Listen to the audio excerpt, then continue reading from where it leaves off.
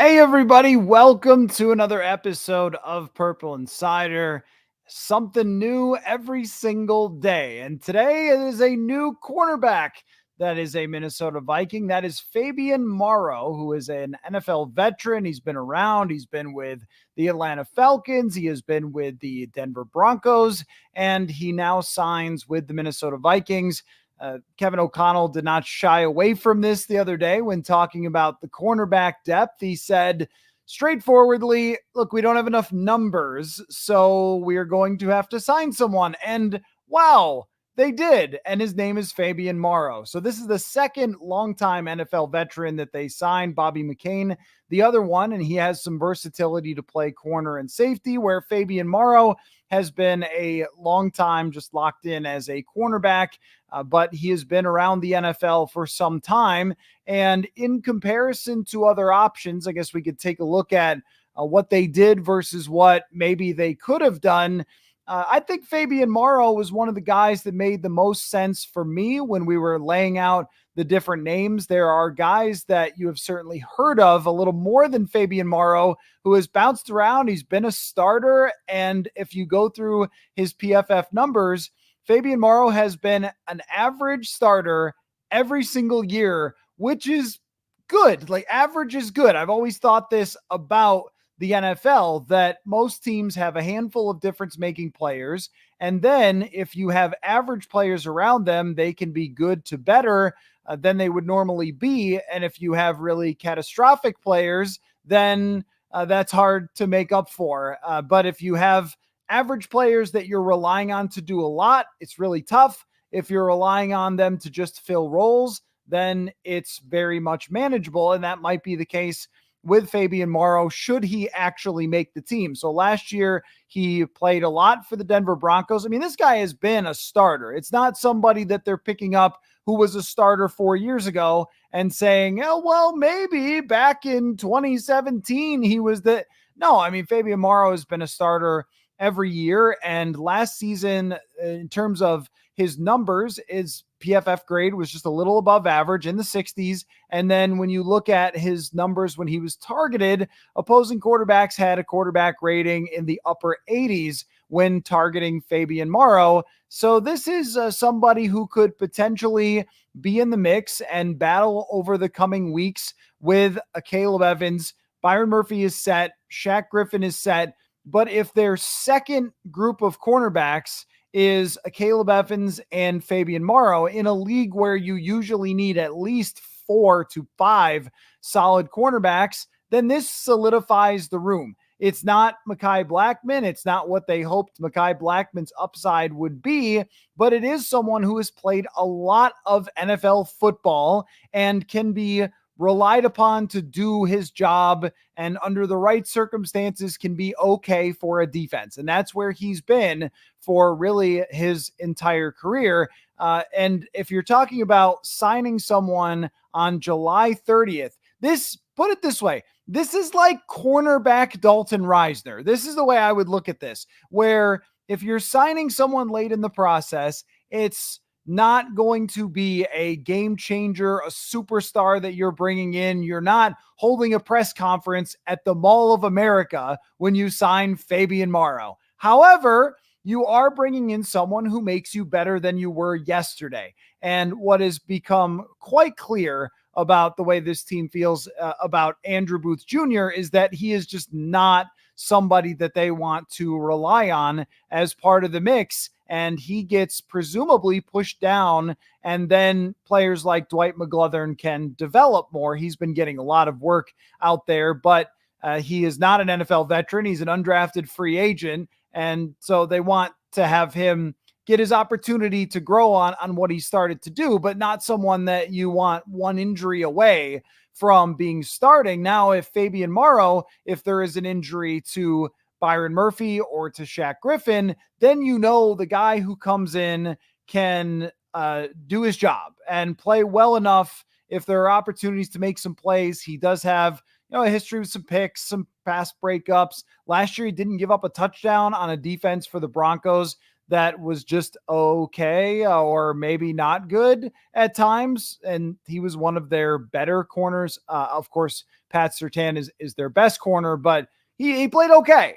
And when you look at the list of players right now, and we can point to a signing where we say he played okay, there isn't much better you can do than that analysis of the guy that the Vikings are bringing in.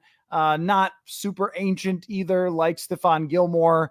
My assumption, I haven't seen the contract. If you guys see it, put it in the comments, is that Moreau is not going to be all that expensive either. And I could call up this man's entire journey here on Pro Football Reference because he is a journeyman cornerback for sure, but an experienced one. And we can talk about him, but also what this says, what this signing means to the Vikings defense, what it kind of says about them, which I'm always interested in trying to pick up on any hints or indications of how the team is approaching their timeline and where they stand in the world. And with Fabian Moreau, there's not a huge giant takeaway for that. But it wasn't going out and paying Stephon Gilmore $10 million at the last second or whatever he's looking for to come in. I'm sure if they offered him that much, he would at least take that phone call. This is going to be more of a let's find a solid player, plug a hole where Mekhi Blackmon gets injured, and they've got a chance to do this now where he can still learn the defense by the time they get to the season. And he can also battle with a Caleb Evans, because what you're trying to find out is how much you can trust a Caleb Evans in this role. And as of right now, I would have him in the spot where when they want to have a nickel corner, when they want to have Byron Murphy Jr. playing that slot corner, I would guess that even though they just signed a veteran, a Caleb Evans will be in there if someone is out, that he will be the next man up. It's going to be Shaq Griffin, of course, as the starter. We assume that, that battle's going to go on, but Shaq Griffin and Byron Murphy have been the starter since OTAs, and then Griffin gets a little banged up. So that's 1 and 2. And then you bring in Moreau, who might have a little more positional flexibility than a Caleb Evans. A Caleb Evans is just a straight up outside corner. Maybe he could do a little bit more since he's a veteran. He's been around for so long, but this just adds a little bit more depth to the cornerback room to where if someone gets hurt, you're not going, what do we do now? Jay Ward, you're in, buddy. Or again, Andrew Booth Jr. is just seemingly not in this discussion. I'm sure that if we asked, they would say that he's competing, but it doesn't really feel like it.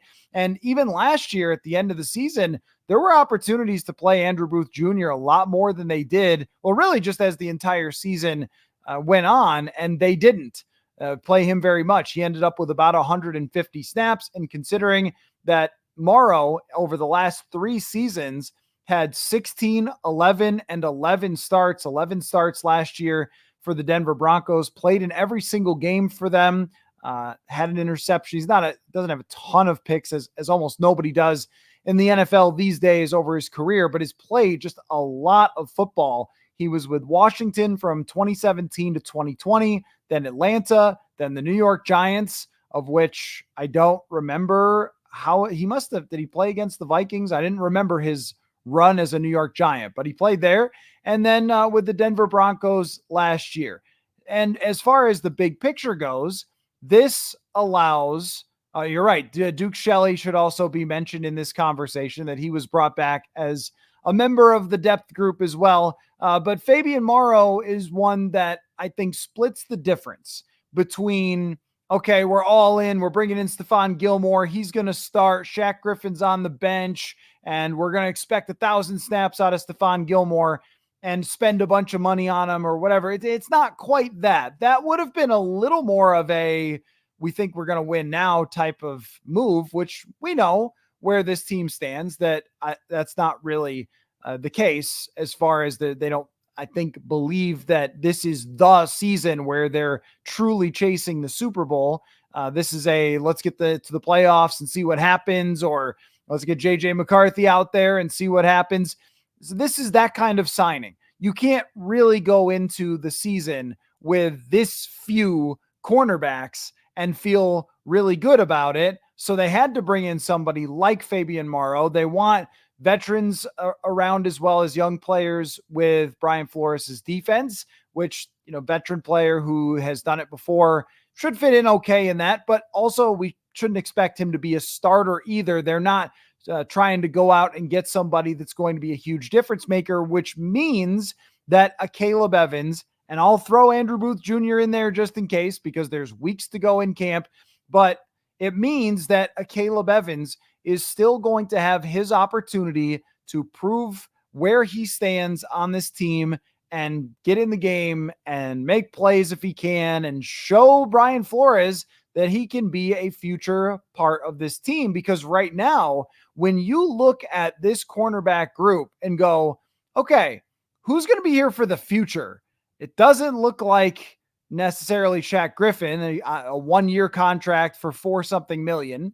Byron Murphy's a free agent after this. They could definitely re-sign him. He seems to be a good culture fit. Still, Andrew Booth Jr., not going to be a part of this, it seems. Caleb Evans is really the only one, which I thought it was important to sign someone where they could still give him that opportunity. Xavier Howard's name was thrown out there. I didn't want any part of that, but if they had gone out and got a Gilmore and Xavier Howard and a Dory Jackson, then you have to play those guys because you're likely paying them to come in and fill important roles. Whereas Moreau, throughout his career, early in his career, he was more of a role player. Let's see, in 2020, he only started 1 game. So he's been more of a role player throughout his career at times, and then has earned a starting job the last couple of seasons. But even if you look at those defenses that he earned a start on, Atlanta 2021, not exactly special. The Giants last year was decent, or in 2022 was decent. And then last year with the Denver Broncos, he's kind of had this role as the, in case of emergency, break the Fabian Moreau glass. He's going to start on the outside and give you average play. That's who he is. And now you know that if Griffin gets hurt, if they have multiple injuries, that you have someone in Fabian Moreau who can take that spot, and you don't feel like it's going to be a total wreck. That's if he wins a job, even a role, and gets a roster spot. But based on his history and the fact that he's not ancient, I suspect that he will. He is 30 years old, which does make you think it's likely not a signing that is, we'll come in here and then see if we like you, and then we'll sign you to a long-term. This is more of a 1-year thing that maybe could turn into a 2-year thing if they really like him. But he's got to make the team first. They've got to decide on what he's going to be. So overall, the Fabian Moreau signing, fine. Not a huge needle mover, not a game changer. It's not going to lead NFL Network and ESPN. Can you believe the Vikings signed this average, well-traveled corner? But if he provides them with average play when he's called upon, or maybe even could act in some sort of role because Brian Flores tends to find roles for people, then that's good. Then you're all right then. And they got a guy who they very likely didn't have to pay a whole heck of a lot and is a placeholder until they can find more corners. But I think the big takeaway is just that this doesn't mean that a Caleb Evans is off the table for playing a significant role. We'll see what happens with Shaq Griffin's health. He still wasn't practicing today. Another guy that we'll see what this means for is Jay Ward. Does this mean that Jay Ward is going to stay at corner? I think that he probably is, because they signed Bobby McCain, and Bobby McCain is a free safety, and he's been largely a safety throughout his career. Also nickel corner, played both of those, but has played a lot of safety in recent years and played a lot of safety for Brian Flores. I don't know the exact snap count between nickel and free safety, but he is a safety more now in his career. So does that mean that Jay Ward's not going to go back because they signed Bobby McCain, or was he just practicing there the last couple days because they needed a dude to practice there and he had some experience playing cornerback before? That we will find out as we go before. Scott says in 2023, they kept 5 corners, including Najee. Who's your 5? Yeah, Najee Thompson is dealing with an injury. Not sure if he's going to be able to start the season or not. If they only keep 5 corners, then it would be Byron Murphy, Shaq Griffin, Caleb Evans, Fabian Moreau, Duke Shelley, and then cut Andrew Booth Jr. Or, I mean, maybe keep him. I guess it depends on how they decide that Duke Shelley looks coming back, because last year Duke Shelley didn't get a whole lot of work, and he was really good in 2022 in a very small sample of play, but he was really good in that small sample of play. We don't know how he's going to fit in with Brian Flores' defense, but all of a sudden bringing in Morrow means that there is competition in that room, and it looks like it's a bunch of average. That's what it really is. It's just a bunch of average corners. And if you have 5 average corners, you can survive when you have 3 above average or well above average safeties and 3 edge rushers who can get after the passer. All of a sudden 2 linebackers that are quite good in Ivan Pace Jr. and Blake Cashman. If they can play average football on the back, then you're going to be okay. If they can't, then it's going to be a long season no matter what the front 7 ends up doing. Oh gosh says if you look at his advanced stats, looks like he is never below 50% completion of quarterbacks against them. Well, most people aren't as far as 50%. That's not surprising. His numbers look exactly like an average cornerback's numbers. There are a couple of seasons where he's over 100 as far as quarterback rating on targets. Last year, he was at 88, which is okay. It's not special. It's just all right. And if you look at the grades, almost every PFF grade is 64, 59, 62. But there's a lot of snaps, and there's a lot of him playing football and not getting his doors blown off. And that's kind of the point about all these guys. When you look at Byron Murphy Jr., it's the same thing. It's this guy's played a lot of football and he doesn't get his doors blown off. And when you look at even Shaq Griffin in his recent performance, he was very good early in his career, but has been average since then. Even going beyond that, Caleb Evans last year, half the season, he was average. And Duke Shelley has not played a ton of football, but was pretty good when he got on the field. And then Andrew Booth Jr. is still fighting for a spot. But I mean, maybe that's part of the headline here of Fabian Moreau, is that he is still, pushing down someone like Andrew Booth Jr. by signing him. It isn't just a random undrafted free agent guy who bounced around, because if they had gotten someone who just was meh and had been cut by someone else and they picked him up and it was a camp body, then we would probably say, all right, it seems like they're feeling okay about Andrew Booth Jr. and he's going to be the backup. But when you sign someone like Fabian Moreau and you expect him to play, then this kind of means that Andrew Booth Jr. is really fighting for a spot here. And maybe part of it is that it's going to be a motivational tactic as well. And when you sign a 30-year-old who has been a starter for 3 straight seasons, then that says to Andrew Booth Jr., now you're going to have to beat out that guy if you really want this, because when it comes to Caleb Evans, we know he's on this team, and so is Murphy, and so is Griffin. And with Shelley, we'll see how that ends up working out. But it is somewhat of a message, probably in a way, to Andrew Booth Jr. that he's going to have to fight for a spot if he wants to stay on. So takes, opinions, Fabian Moreau, there's a cornerback here. What do you think? Should they have gone more all in and tried to get a bigger name, tried to get Stephon Gilmore and maybe back up a Brinks truck for him? Or just on the other side, should they have done less? And should they have just left a spot totally open and let the young guys completely battle for this and not spent any money on a veteran who's unlikely to be here? Very interested in your guys' opinions of this signing. And of course, any other things that you want to know about training camp. Unfortunately, it was not a padded practice today. And I had a theory, and I'm half kidding, so nobody get upset. I thought that Flores' defense whipped them so bad yesterday in the first padded practice that they needed to take the pads off. Okay, back to basics. We weren't ready. I'm mostly kidding. I'm sure it's just a thing about how much workload they put out. They pay a lot of attention to the workload, and it looks so much different to my eye than in previous years before Kevin O'Connell got here. And when I walked out and they didn't have pads on, I was like, "What? What do you mean you don't have pads on?" But they have trackers in everybody's pads, and they pay very close attention to the amount of workload. It's a 17 game season. I wanted to see another padded practice. But let me go back and take a look at you guys, what your thoughts are on this, and then any other questions when it comes to quarterbacks, any other position. How's that guy looking, which is always good, and we'll go from there.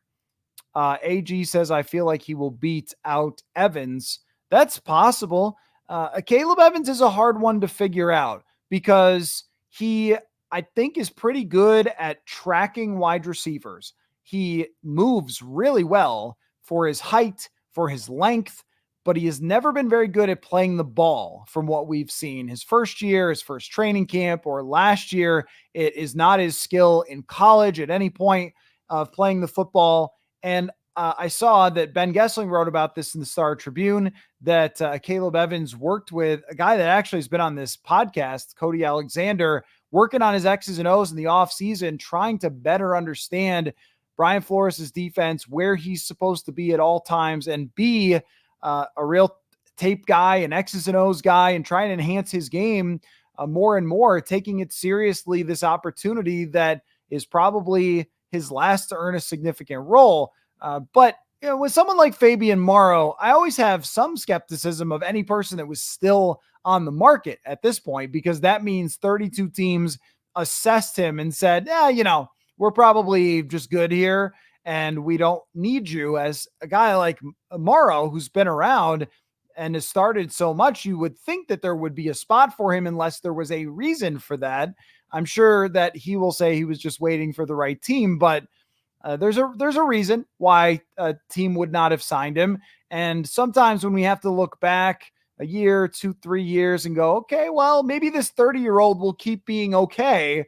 Sometimes they're not. And that's the Kendall Wright theory, the Taji Sharp, is that sometimes a guy may have fit into a role a few years ago that he necessarily doesn't have it in the same way that he did before. If that is the case, then the younger guy, Evans, will end up beating him out. Evans also has 2 years in this defense, and that's quite an edge as well. But if Moreau comes in and looks good, looks like a solid quality veteran player who was the same as he was last year, average to a slightly above average, then he's going to be the guy. We may not find this out really because it might just be a backup. And if the starters stay healthy, then we won't see him a ton. But I think at some point we will get an understanding of where a Caleb Evans really stands. It will probably have to be when there's an injury to see that, because Evans is the next man up right now. Does that suddenly become Moreau? And will we get even a sense of that in camp? Because Griffin's going to come back, and then Evans and Moreau are going to be the second team corners. And I suppose third team-ish or rotating in would be Dwight McGlothern and maybe Jay Ward if he remains at corner, or maybe Andrew Booth Jr. if it's not over yet. But, oh yeah, when I was naming the cornerback room, I should have included Jay Ward is not a corner yet in my head, and also not officially anyway, because he's just been a couple of days, but Jay Ward would also be on that because he's a special teamer as well. So Chocolate Thunder says, you get a cornerback, the Oprah meme, get another one. Competition is a good thing. I agree with that. When you sign Fabian Moreau, you say to a Caleb Evans and you say to Andrew Booth Jr., you guys are going to have to compete. We're not just riding it out with you guys, and you're going to have to fight for this over the next couple of weeks. I do think that it's a good thing. And I've talked about this a little bit in the past with different positions, that sometimes it's about the bar that gets set.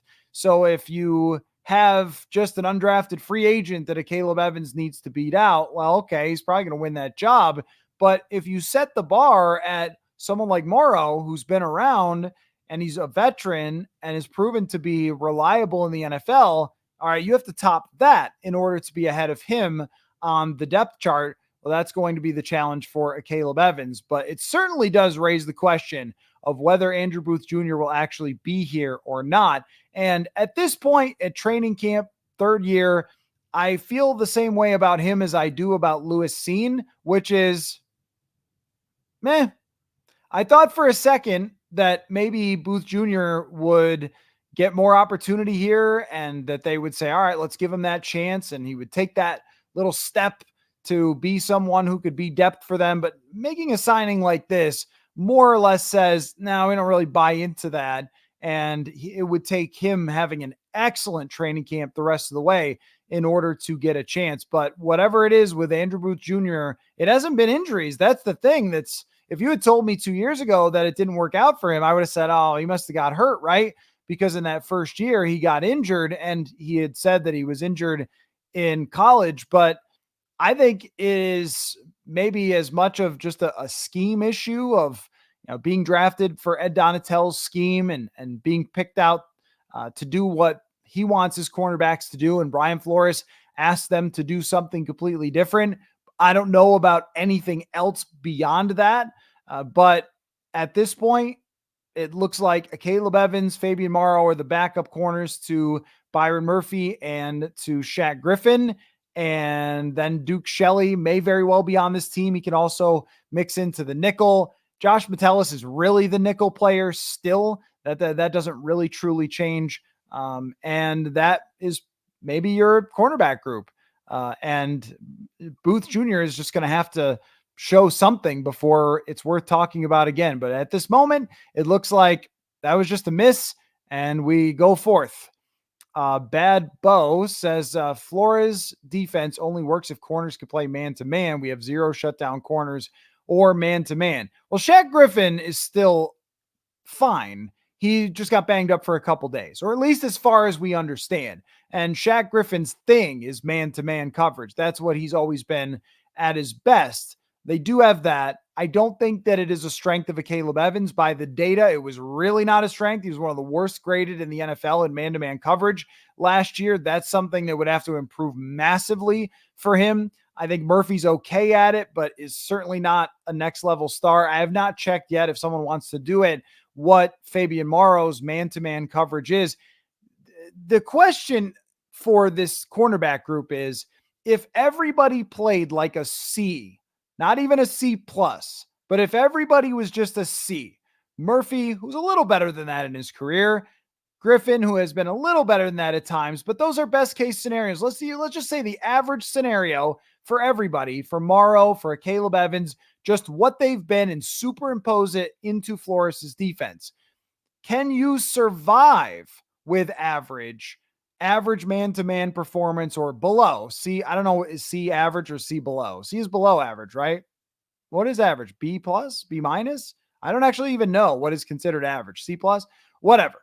My point is, if it's just okay and it's not a catastrophe and opposing quarterbacks are not demolishing this group, but they're certainly not struggling because of it, can you survive as a defense and still be plus on defense when you have the edge rushers who are good and when you have the safeties that are good, and when Flores' scheme does have the ability to mess with quarterbacks at the line of scrimmage if the corners are in the right places, or if quarterbacks are flustered or frustrated or confused enough? Can you get by? That's really the question, is can you get by? But I don't think that your statement about the man coverage is really true. I think that it's more of they wanted to increase it. It's not that they're playing man all the time to succeed. That last year they most certainly did not, and had a good overall defense. It was not elite, but it was good. It was average to above average last season, depending on whether they were playing a good team or not. Whether they're playing good receivers or not, that could be a problem. Can you get by and cause turnovers, get sacks, difference-making plays from the safeties and from the defensive line? And if we go by just a pure perspective, this might be the most simplistic way to look at the Minnesota Vikings defense to try to answer this question. Can you get by if it's a Caleb Evans, Fabian Moreau, and Byron Murphy if Shaq Griffin got hurt? And that's your defense. And it might just be to count up how many good players you have on defense. Grenard, Van Ginkel, proven well above average players at their best. Dallas Turner's on his way. Can't truly count him yet, but let's count him anyway. 2 linebackers that have been above average, at least for a single season, in Ivan Pace, and Cashman was really good last year. All right, so maybe we've got 5 guys there. Harrison Smith, Josh Metellus, certainly above average. You've got 7 there. Cam Bynum had a good season last year. I'd say he's more of an average-ish, above average-ish. I don't know if we could quite count him on this.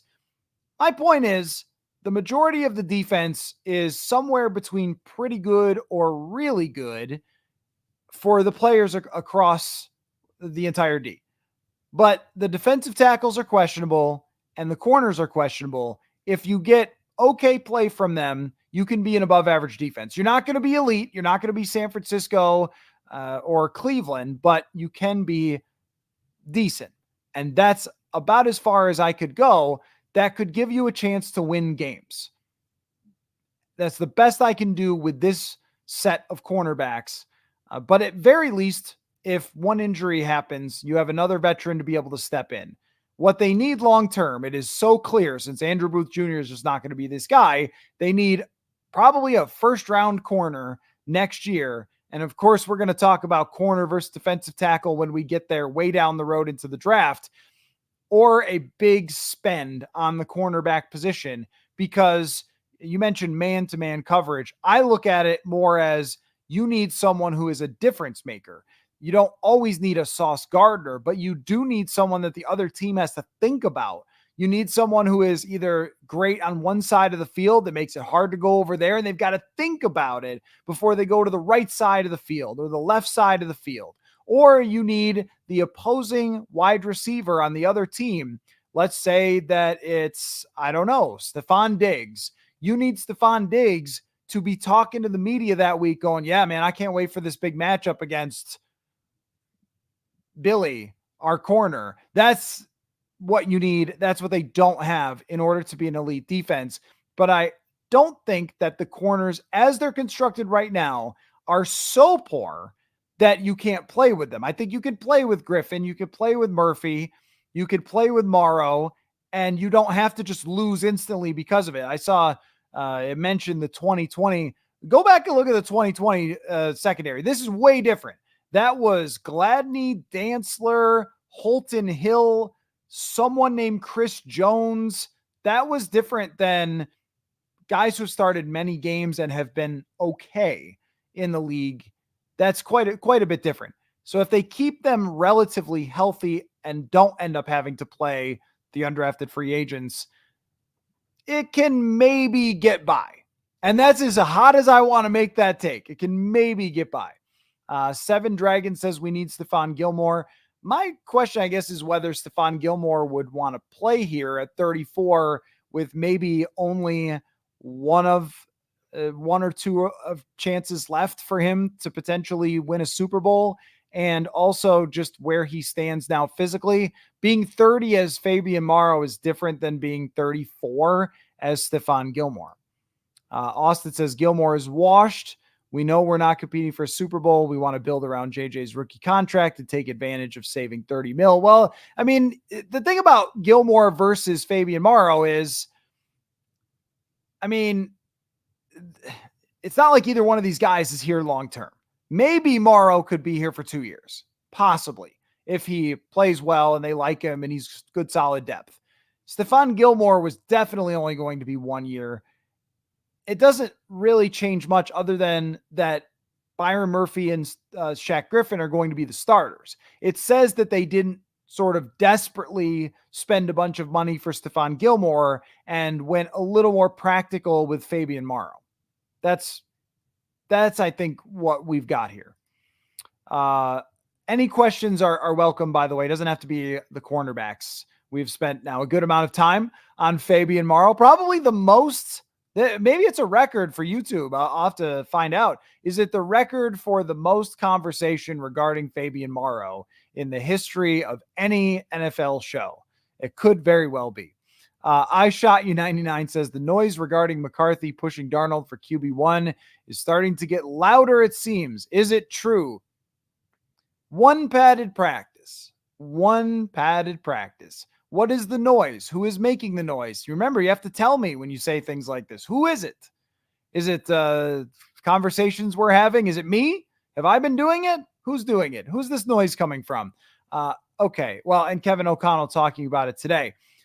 No first team reps still again today. That's important to factor in. And one padded practice. There is a very long way to go. And I don't know how that's going to play out. Sam Darnold had a tough padded practice. JJ McCarthy was slightly better, but with the second team, and his situational drill was also against the second team. That is in no way proof that Kevin O'Connell is pushing the big McCarthy button anytime soon. Now, I'm going to have a conversation on the YouTube channel coming up after this with Will Ragetz, where we go into a lot of depth on this subject, but my opinion is just, let's take it day by day. You don't have to, as Vikings fans, you don't have to start getting anxious and overexcited for this, because this is a long-term play over a number of seasons is what you're looking for with McCarthy, to build a winner around him and develop him and play that out. It doesn't have to be today. I don't know that JJ McCarthy is nipping at the heels of Sam Darnold in the team's mind. If that was the case, then he would be getting first team reps already. As of right now, it appears that they are just sticking to the script and they are not going to react to, well, yesterday's practice was bad. I mean, Kirk Cousins had a lot of bad practices over the years, especially against Brian Flores' defense. And Cousins was downright unhappy last year with Brian Flores, it seemed, because the defense was causing them so many problems early in training camp when they were first getting the pads on. So it's not a shock that when you're going up against really good players on the other side, two great linebackers, the edge rushers, and Flores, who was putting the pedal to the metal, that Sam Darnold would have a bad practice.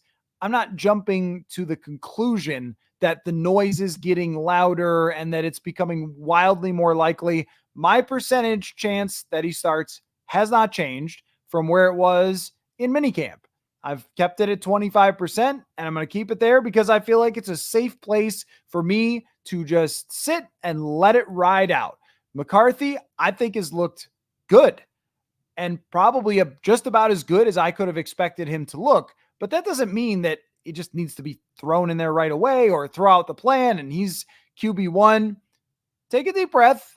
I don't think that there's noise yet. Not until first team reps start getting taken. Then there will be. But I think what everyone wants to hear is just like, how does he look? And the answer is pretty good.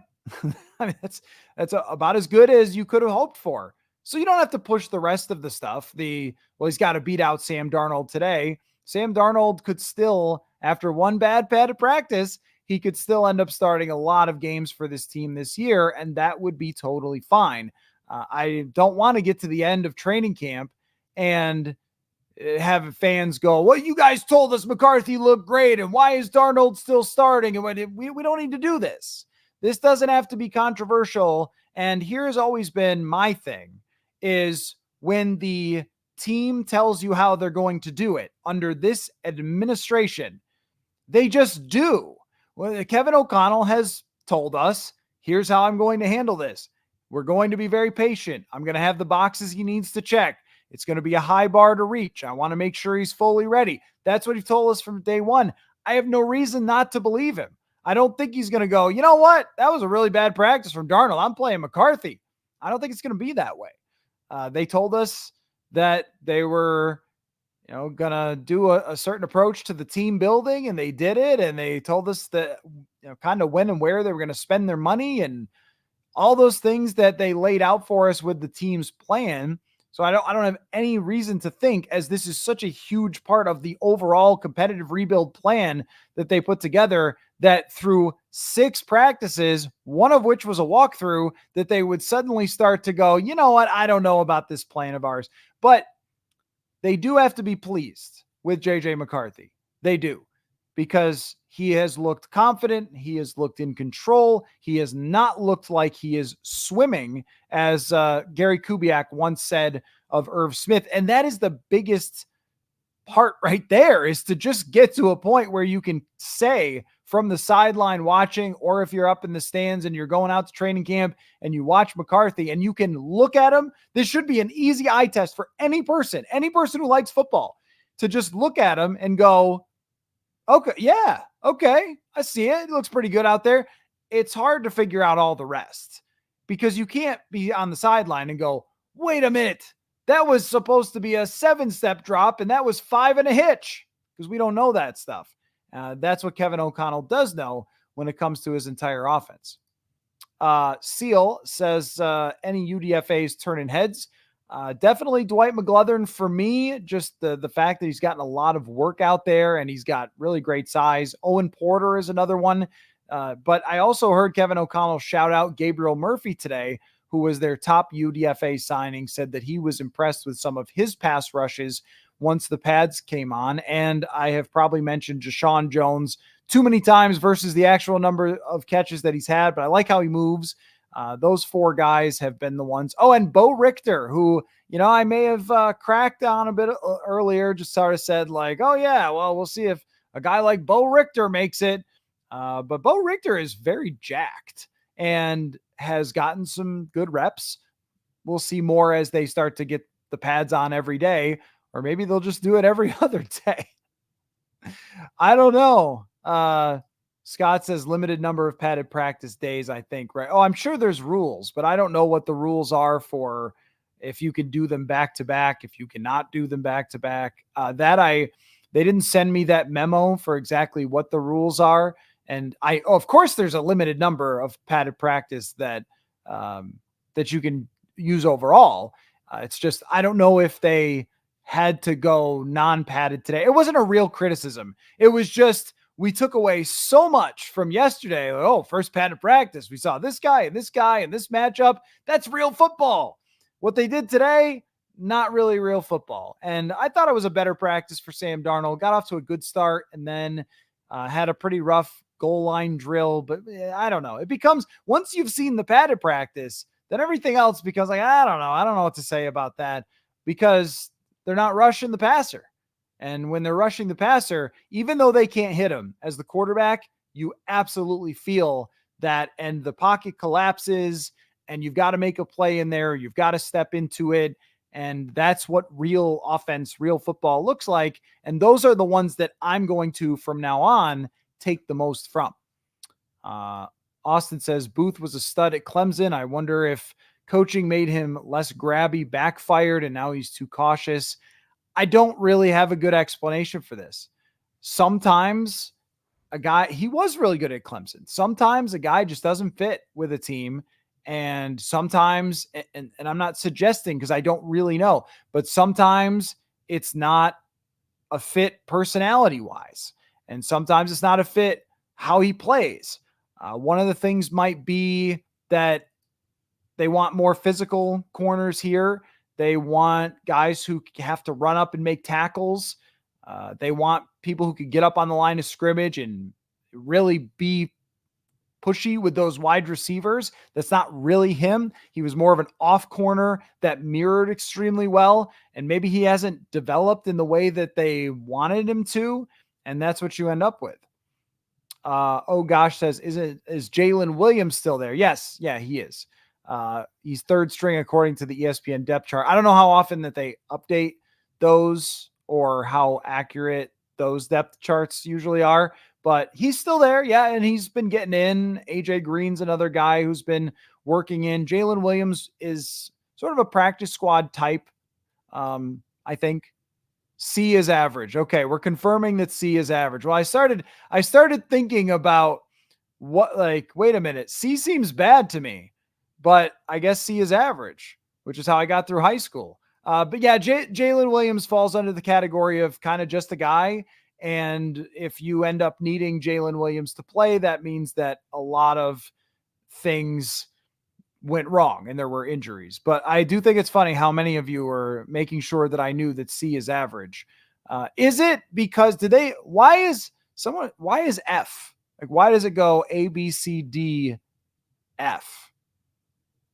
Explain that to me. That I don't know. I've never even thought of that, because I was thinking in terms of standard deviations. So this is going a little bit off the rails, but in baseball, they have this scouting system where they go 20 to 80. And at first you go, well, why don't they just go 1 to 10? Why 20 to 80? And the reasoning was because of the standard deviations. And so it made it easier to put 50 right in the middle because of, from 20 to, that was why, I don't know. There was some mathematical explanation. So I was like, wait, is C average or is it something? Doesn't matter. Scott says the NFC North has dudes at wide receiver. I'm not sure a grade C gets you by. That might be true. This year against these teams, it probably does have to be better. Can it get you by? Well, it depends on what you mean. Like, can it get you by in the way that it gets you into the final 2 weeks of the season? You're in the hunt. Because that's where they stand right now as a team, as you're working toward getting a rookie quarterback in there and you're finding yourself as a roster, filling spots with a guy like Fabian Moreau at the last second. And you have some very, very good players like Justin Jefferson and Christian Darrisaw and Jonathan Grenard, who has really impressed me, by the way, the more I've watched him. And then you're still developing some of the most important pieces, which would be Dallas Turner and JJ McCarthy. And then there's just holes, and there's too many holes for you to be great, for you to be truly outstanding and phenomenal.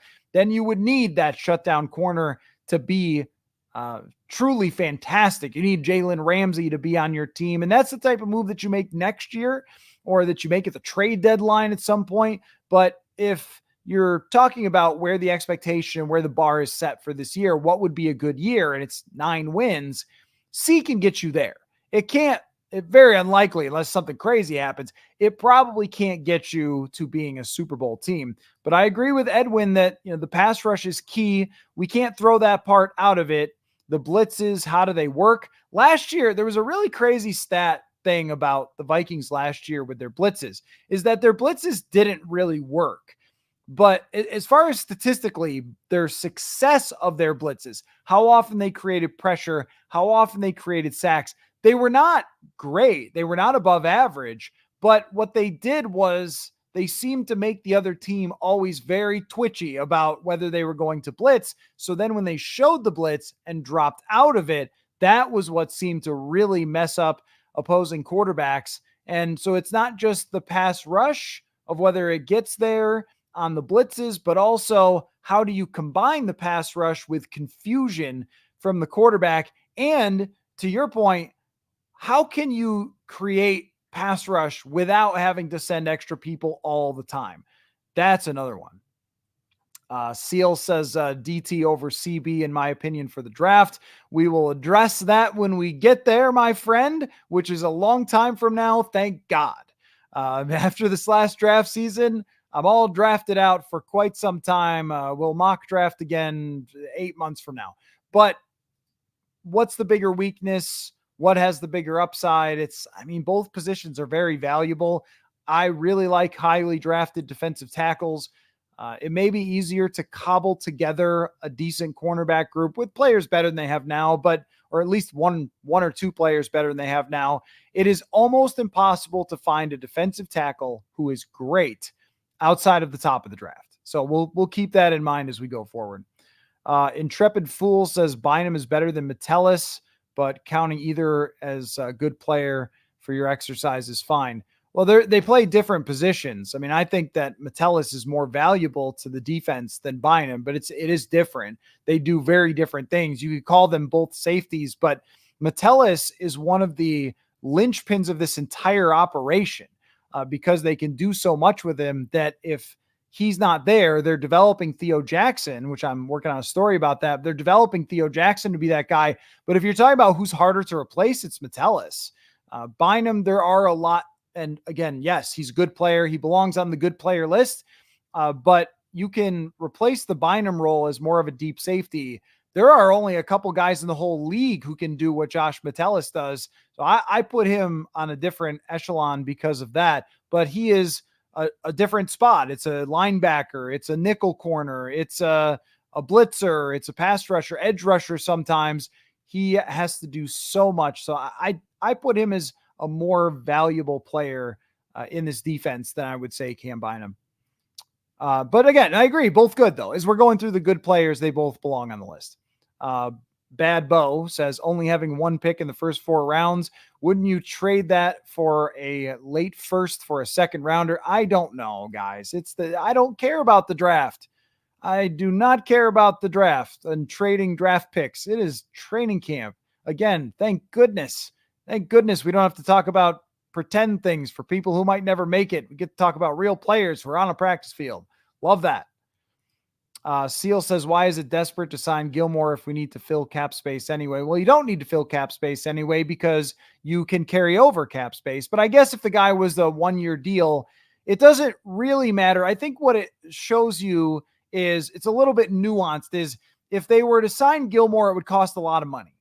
And if they spent a lot of money to sign Gilmore, they would have to give him a starting position right off, which would kind of come across as being, and it would automatically, this is the point. If you sign Gilmore, it would automatically push everyone else down. And I mean a Caleb Evans, someone who matters for the future. It would push him down, and Shaq Griffin's probably a backup along with Byron Murphy there. But when you sign Fabian Moreau, then a Caleb Evans can still have a chance here. That it's more of a half in, half out. It gets you a player who's a veteran, doesn't cost a whole heck of a lot, but also leaves the door open for someone like a Caleb Evans to still be on this team, still make a difference. That's where it would be. That's where I think the nuance between signing those two players, and it's much more of an all-in thing to sign Gilmore because you would be giving him so much money and giving him a starting position, whereas Morrow is less of that when you're still saying, hey, Caleb Evans can beat this guy out, and then maybe you're part of the future. Jason, has Garrett Bradbury's alleged increased size been noticeable in any way on the field or during practice? Has he thrown anyone around? Well, they've only had 1 day of one-on-ones. I think we're done evaluating Garrett Bradbury, and we know exactly what he is. And I think he's a solid center that, yeah, would you take the next Jason Kelce, who's the best center in the league now that Kelsey's gone? Would you take the best center in the league over Garrett Bradbury? Yes. But there's a thing about, and if you look at the PFF grades, you can kind of see this on paper, the way I think of a center, that there are probably 5 centers in the league who are true difference makers, guys that get extra push, guys that have extra mobility, total game changers. And then there's about 10, 15 centers who are solid, and sometimes they're going to get shoved back, and most weeks they're going to be pretty good. They run the offense pretty well. They're veterans. They know what they're doing. And then there's about 8 more who are just awful, and their teams struggle because they have very bad centers. It's a really hard position to play. Bradbury is most certainly in that second group. I don't go into a week. This is since Kevin O'Connell took over. I don't go into a week outside of when he's playing against Kenny Clark and go, oh man, they're just going to get crushed at that center position. When he plays against Kenny Clark, absolutely yes. But aside from that, and I looked at the numbers on this before they played the Packers, that one game against Kenny Clark, Garrett Bradbury was right in the middle, 10th, 12th, somewhere in that range. He was doing better as far as pass protection goes. He's established himself as an okay player. And for what they pay him and for the leadership that he brings to the room, but I don't have expectations that are different. I don't suddenly expect this guy to be crazy different. And the thing with Bradbury is his main strength of being the zone blocker that was getting out there and being a screen blocker has not really been utilized these last 2 years. But I also feel like the more shotgun and less under center has been easier for him to survive as a pass protector. But you would take him on your team. well over a lot of other players in the league at the position, but not over the best players at the league at the spot. I just don't think, and you were asking about, did he put on weight? I can't tell from the sideline. I didn't pat him down and say hey Garrett, it doesn't feel so squishy here. Like that would be very weird. Sometimes it's really obvious if someone jacks up, but maybe that's what they were looking for. Get a little heavier, power through, more power running. I think he is who he is. And to have him leading the group, to have him working with the quarterbacks, that's more important. And then just be okay, be good, be solid. Be the Fabian Moreau. This might be a thing on the show. Be the Fabian Moreau. Be a guy who can start every game and be a C or be a C plus. I think Bradbury's better than a C. He's probably more like a B.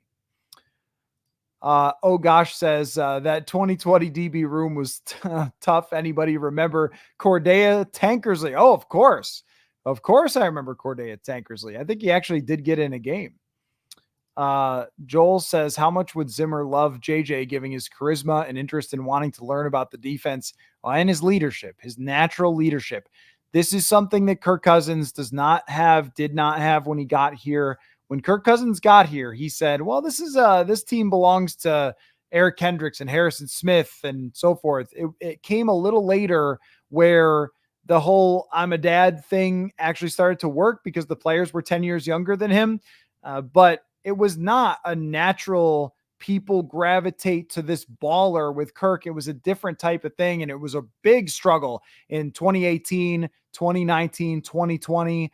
The Kirk just works here thing was more of then than it was under O'Connell, where O'Connell kind of forced Kirk to be in that role. And it worked the last 2 years. And maybe if Zimmer had just leaned into that a little more, guided him a little more in that way, and maybe if they didn't have so many veterans who had gone to the NFC Championship, that he could have established himself better. I think the players did like playing with Kirk at the end of the time he was here. But when Zimmer was here, it drove him crazy that it wasn't just a Teddy Bridgewater natural leader, or even Sam Bradford kind of had his own way of doing that. But I do agree with you. I think that JJ McCarthy is very much a Mike Zimmer kind of quarterback. And maybe he'll, and also he ran the ball, came from a running offense. Maybe that was a thing. I don't know that there would be a coach that wouldn't like JJ McCarthy. Honestly, from watching him, the way he works, the way he acts out there with his teammates, I think that he is, Jim Harbaugh wanted him as a starting quarterback on a national championship team. That pretty much says enough about what JJ McCarthy brings to the table from that perspective. Matt says, is it possible they could trade Darnold if he continues to struggle? They've had one padded practice. Don't say continued to struggle. One padded practice. And before that, it was fine. And I thought today it was mostly fine. A little more up and down. But if we're going to do this, we can't be just saying that. We can't just be like, oh man, he's just been a nightmare out there. That's not what's happened. The padded practice was pretty brutal because Brian Flores' defense was really good and really confusing, and things were moving faster than usual, and they just installed the things that they're trying to install. He's played all the snaps with the first team. That is very important because it's always what they do rather than what they say or even what we see.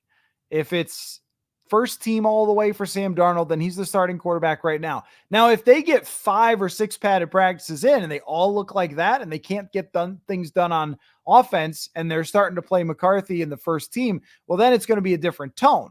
But I just would not say he struggled. I think he had a bad practice in the padded practice, and he still hit like a 50-yard bomb to Jalen Naylor, which Kevin O'Connell brought up and praised him for the other day. So anyway, it's just, how about we phrase it this way? Could they trade Darnold if he struggles and JJ McCarthy wins the job? The answer, I think, is no.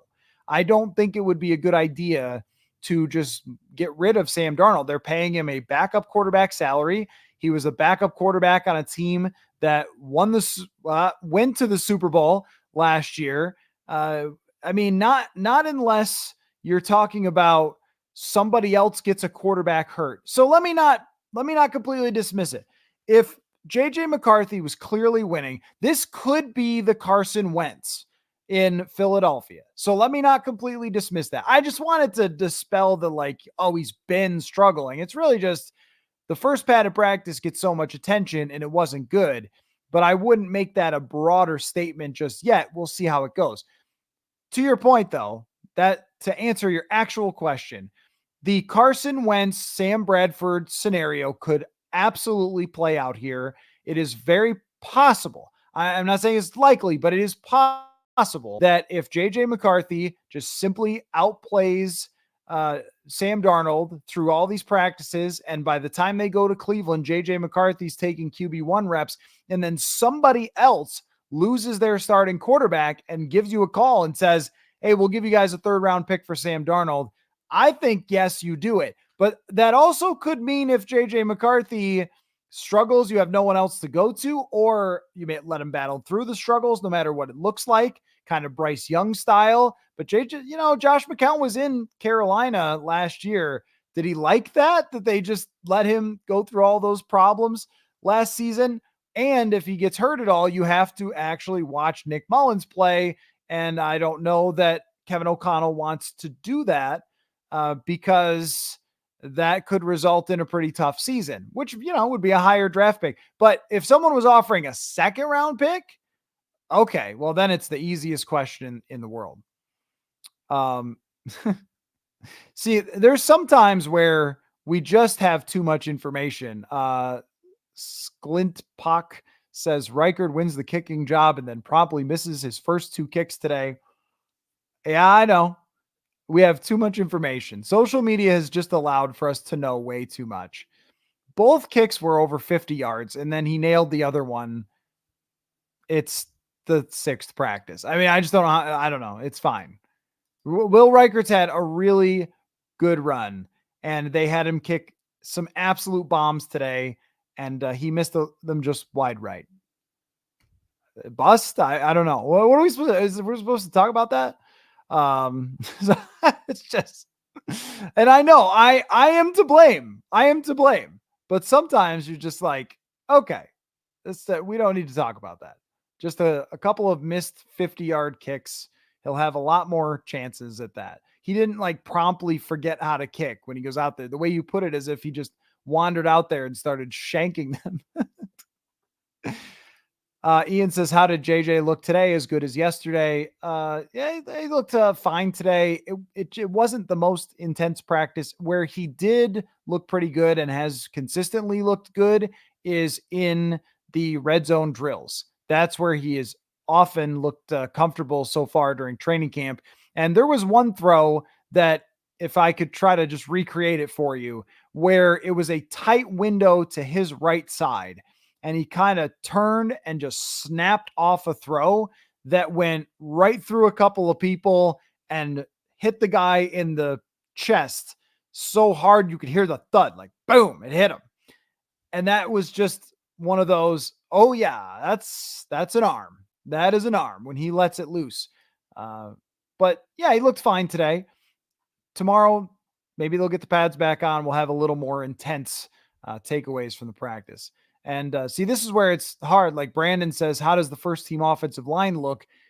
I'm just going to need to see more, because 4 of the guys we already know, though. So I haven't really done a whole lot of assessing of that, because we already know 4 of them. And Blake Brandel already played in a game last year, or a couple games, and was okay. I'm just not really watching when they're not using pads, because the guys can't put on their actual moves. When they have the pads, then we'll see. And I wasn't watching so much of the left guard as the quarterbacks when it came to that first padded practice. But the offensive line, here's what we know. It's not flawless, but it's really good at the tackles. And if it survives in the middle, it's good. It's going to be a good offensive line. If it doesn't survive in the middle, then it won't be. I thought, actually, one small takeaway was I didn't think that they won a lot of the running reps. It didn't look like that to me when they were doing the run blocking on the first day. That'll be something to keep an eye on, because the improvement in the run game is very important. David says, I think the cornerback tell, as we exchanged about previously, from who they brought in and how easily they were available. Definitely as they look to 2025 and beyond, I'm good with that. Yeah, me too. I'm definitely good with that. Bring in Fabian Moreau, have a look at him versus a Caleb Evans. If Caleb Evans looks better than Morrow and they feel better about Evans, then it's totally no big deal. If he is higher than Fabian Moreau on the depth chart, like that's good actually for the future. It's not like, oh man, they blew that signing. It's like, no, that's a good development, but it also means that he beat out a veteran, and that veteran has been starting before. And if he can't beat out the veteran, then we'll wonder, all right, is he actually going to be a part of the future or not? Phil says, how's our punter looking? Scott says, will we get a punt off? I believe that we will, guys. I believe that we will actually get this punt off. I think Seth Vernon kicks the heck out of the football. It is very high and very long. And there's your punt analysis. They were doing punting today. One thing that I kind of look for is just how the punt returner reacts to it. Is there a lot of fair catches? Do they look like they're kind of chasing it a little bit because it's fallen out of the air? Both guys can kick the ball extremely far. It will more likely be how they punt in those preseason games, if there is indeed a punt off, that is going to tell us what we think of those punters. But it's there, and I think Vernon's legit. I think that he is very talented. Cade says, when do you think we will see JJ work with the first team offense, or has he already? Is not already yet. When do we think? This is actually part of the discussion, the podcast we're going to run a little later tonight with Will Raggets, that I had a lot of conversation about that. So make sure you keep an eye out for that on the channel. But my guess is that at some point after the first preseason game, we start to see him mix in, that it's going to be Darnold up until then. And then we see him mix in a little bit more after that, if he plays well in the preseason game. I'm just envisioning you get to the preseason game, McCarthy plays a lot in that game. If he plays well, all right, now you're giving him a little bit more and a little bit more. It could be before that, could be as soon as next week. Kevin O'Connell's not tipping his hand, is definitely not tipping his hand really at all about when he thinks McCarthy's going to get first team reps. But that's what I would say, is get to that first preseason game, have some actual work against opponents where you can assess this is where he really stands in some game action. And I don't think under these circumstances that it's trivial. I think it does matter how he looks in a preseason game, because we saw with Kellen Mond when he went out there and played against San Francisco and threw a terrible interception right away. It's like, oh, okay, yeah, it's not like he's going to be a gamer or anything. So I think they want to see that at first before they do first team reps. But that's really a total guess, because Kevin O'Connell has not made that very clear at all.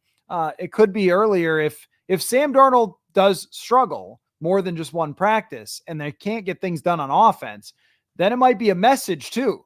Like, all right, Sam, this job is not given to you. Fluid. Call it a fluid situation. Pete says, will you actually be traveling to London or the New York Jets for the New York Jets game? At this moment, I do not have plans to travel to London.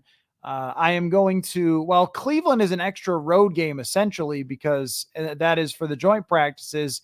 So then the Purple Insider budget has enough to go to Green Bay and Chicago, as I always do. Always hold out a little bit for Detroit at the end of the year, because if they're playing for a playoff spot, then I will go to Detroit at the end of the season. We've got Jacksonville, old friend of the show, intern Paul Hodowanik lives in Jacksonville. We're going to play some golf down there before the game. They're in LA, so I'm going to travel there. That's most of the games on the road. The London trip might be a little bit too much of a stretch there for the old budget, but not planning on it right now. We'll see if I decide to change my mind. Actually, if you subscribe, like the video, go over to purpleinsider.com, sign up for the newsletter, tell all of your friends to subscribe, and then they all do, then maybe we'll have the budget to go to London. Can you explain how the cap works? If they have 20 million in space, why not use it all? Does it affect next year's cap. It does. Yeah, you can carry over the cap space. Now, it wouldn't really make any difference if they used that space on a corner, unless they used void years or something, which they probably wouldn't in this case. So they could sign Stephon Gilmore for a 1-year, $20 million contract, and then that cap space will come back to them when he hits free agency. So unless it was a multi-year deal, or unless it had other layers to it like void years to fit it under the cap, which it wouldn't need those. So they could have spent all the money if they wanted to. This does leave them open to do more if they want, and they didn't spend a huge amount on him. But you also do carry that cap space over, which is important for a team that's going to want to spend the cap space. I think it's more about Stephon Gilmore's 34. What's really there after this? They would go with fit as well. Brian Flores knows better than me about who fits. And it's more about, I think, giving a Caleb Evans an opportunity to win that position on the depth chart and still be a player for them while having a just-in-case option. If you sign Stephon Gilmore, then Shaq Griffin is now a backup, or Byron Murphy is now a backup, and a Caleb Evans is essentially not seeing the field. That's the difference between signing Stephon Gilmore and signing Fabian Moreau, at least the way I look at it. Not as much. I mean, when we talk about it, if you sign somebody cheap, it's always worth noting, and they probably will. Let's see. Sloth says, is there anything to make of going on the road for the joint practices? I think they've always hosted. Yeah, they have always hosted at TCO. Maybe just wanting to go on the road as a team a little bit there. I don't really know. I think Kevin O'Connell did talk about this at one point, and it could be just scheduling and their situation. They're playing Cleveland at Cleveland, and they've only got one home game. That means that the Raiders at home, that they would have had to agree to do a joint practice, and maybe they didn't want to. There's a lot of moving parts there, but it doesn't matter either way. All it means is that I'm going to Cleveland rather than staying in my house. Anyway, great chat, guys. Good stuff as always. Another player move to react to. And as I mentioned, later on tonight on the YouTube channel, my really fun conversation with Will Regis, where we dove deep into the when will JJ McCarthy take first team reps. We also talked quite a bit about his 5 players, or maybe we did 4 that have really stood out to him. And we went into each player and why their performances have stood out so far. So make sure you keep an eye out for that later on this evening. But another super fun chat. We've got a practice tomorrow. Hopefully there's pads so I can stop saying we don't have enough padded practices when you guys ask questions. But tomorrow we'll be back. Same place, same time. And I think it's the day off Thursday, but every night that there is a practice, there will be a live show following, including the night practice, which was really fun last year, and we'll do it again. So thanks everybody for all your time and all your great questions. Like, subscribe, send me personal checks, whatever you want to do. Take care, everybody. Football.